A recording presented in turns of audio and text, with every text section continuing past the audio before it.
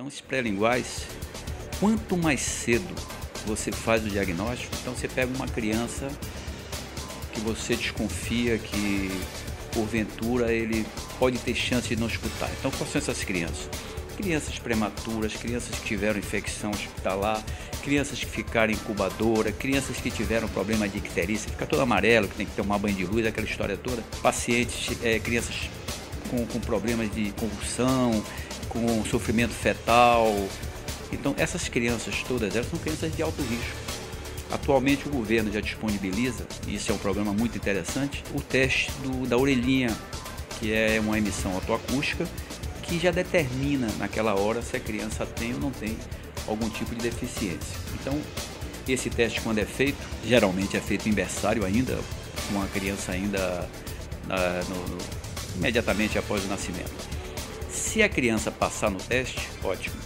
Se a criança não passar no teste, esse teste é repetido com 3 meses, com 5 meses, com 6 meses, de 6 meses, 7 meses em diante.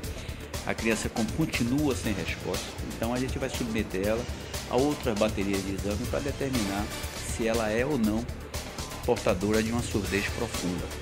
E que tipo de surdez, né? Porque tem que ser com surdez profunda. Será que aquela criança se adaptaria a um aparelho? Na nossa cirurgia, na nossa experiência, a experiência mundial, mostra que quanto mais cedo essa cirurgia é realizada, mais benefício você traz para a criança. O aprendizado da fala, o aprendizado que a criança fica exposta, tem que ouvir para aprender, óbvio, ela vai assim muito forte até o 4º ano de vida. Do 4º ano de vida em diante, o aprendizado da linguagem cai assustadoramente. Chega aos 7 anos, se você pegar uma criança que nunca ouviu, até 7, 8 anos, se você for fazer um implante ou qualquer outro tipo de equipamento que você vai instalar, funciona muito mal, ainda que ajude. Mas não funciona bem, porque ela é uma pré-lingual e a chance de aprendizado, a plasticidade cerebral foi duramente danificada. Então já não é tão útil assim. O paciente pós-lingual, o paciente adulto pós-lingual, ele se beneficia também de um implante coclear, desde quando ele tem um treinamento muito bom com fonoaudiólogos específicos para isso, para desenvolver linguagem, aprender a fazer leitura labial, leitura orofacial da expressão da pessoa, porque muitas vezes com a simples expressão você consegue dizer o que você quer. E com uma fala ainda que deficiente, ainda que a audição não seja perfeita, você consegue associar uma expressão a algum tipo de fonema e você entende o que a pessoa fala.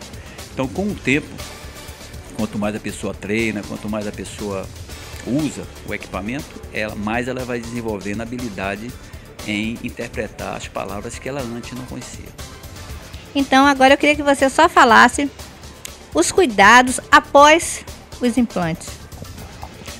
Bom, o cuidado físico, eu não vou me referir, evidentemente, que é um aparelho que não pode ser danificado, não pode molhar, não pode tomar pancada. A pessoa no local da cirurgia tem que ter um certo cuidado também, porque debaixo do couro cabeludo está um equipamento instalado, então não pode tomar nenhum tipo de pancada, não pode ficar futucando, coçando, para evitar infecção na pele, todas essas coisas. Agora, os cuidados técnicos, os cuidados seria científico, seria o treinamento, né? Que seria o que a gente chama de reabilitação vocal. Então, alguns pacientes, aqueles pacientes que eu falei, os pós-linguais, os pacientes que já sabem falar, uma boa parte deles, quando você ativa o equipamento, quando você, 30 dias depois que faz aquela ativação, que liga o aparelho, uma boa parte deles já começa a matar a charada, já começa a saber que aquele tipo de ruído significa alguma coisa. Então, você faz um teste de dizer cores, chamar nomes conhecidos, nome de parente, nome de marido, de filhos, essas coisas, a pessoa começa a perceber. Não percebe, por exemplo, Antônio, é Antônio.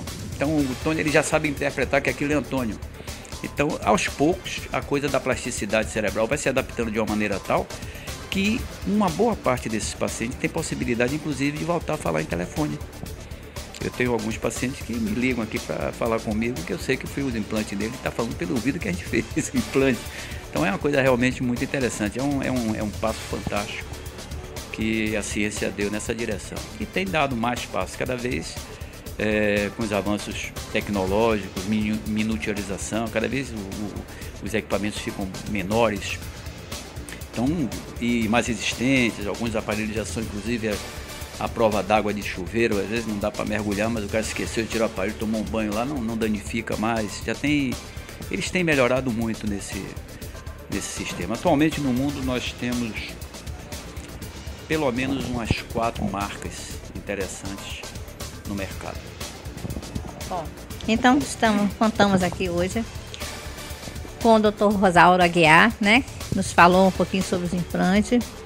E vamos fechar agora a matéria com ele e comigo, desejando a todos os internautas que estão assistindo e acessando agora a Rede Servidor boas festas, né? E um Natal progressivo. Que é uma coisa que todo mundo quer, né? Todo mundo gosta de presente, dinheiro, mas eu acho que paz interior e ser uma pessoa feliz, procurar ajudar sempre ao próximo é sempre uma coisa mais interessante do que só coisa material, né? Muito obrigado. E para vocês, internauta, boas festas, um Feliz Natal. Espere o segundo capítulo, viu? Muito obrigado.